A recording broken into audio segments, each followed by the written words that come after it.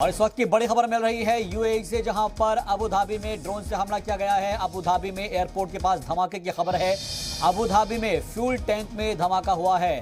तेल के 3 टैंकरों में धमाके की खबर मिल रही है। यमन के हौसी बागियों ने हमले की जिम्मेदारी ली है। इस वक्त की ये सबसे बड़ी खबर और अहम खबर मिल रही है यूएई से, जहां पर अबू धाबी में ड्रोन से हमला किया गया है। अबू धाबी में एयरपोर्ट के पास धमाके की खबर है। अबू धाबी में फ्यूल टैंक में धमाका हुआ है, जिसमें तेल के 3 टैंकरों में यह धमाका हुआ है। यमन के हौसी बागियों ने इस हमले की जिम्मेदारी ली है। तो बड़ी जानकारी मिल रही है, आपको बता रहे हैं, जहां पर यूएई से मिल रही है। अबू धाबी में ड्रोन से हमला किया गया है। अबू धाबी में एयरपोर्ट के पास धमाके की खबर है। अबू धाबी में फ्यूल टैंक में धमाका हुआ है और तेल के 3 टैंकरों में धमाके की खबर है। यमन के हौसी बागियों ने इस हमले की जिम्मेदारी ली है। ये ट्वीट आया है और इस ट्वीट को देखिए आप। इस बात की तस्दीक की गई है, जिसमें बताया गया है कि अबू धाबी में ड्रोन से हमला किया गया है।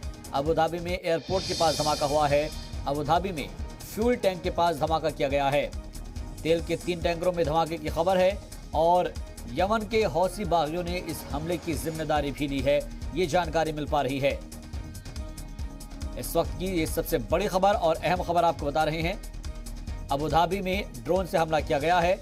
अबू धाबी में एयरपोर्ट के पास धमाके की खबर है। तस्वीरें भी आ गई हैं। इन तस्वीरों को आप देख सकते हैं, जहां पर ये हमला किया गया है।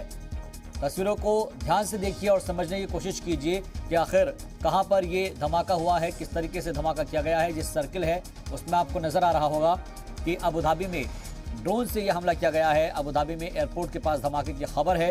अबू धाबी में फ्यूल टैंक में धमाका हुआ है। तेल के 3 टैंकरों में धमाके की खबर है। और अहम बात यह है कि यमन के हौसी बागियों ने इस हमले की जिम्मेदारी ली है।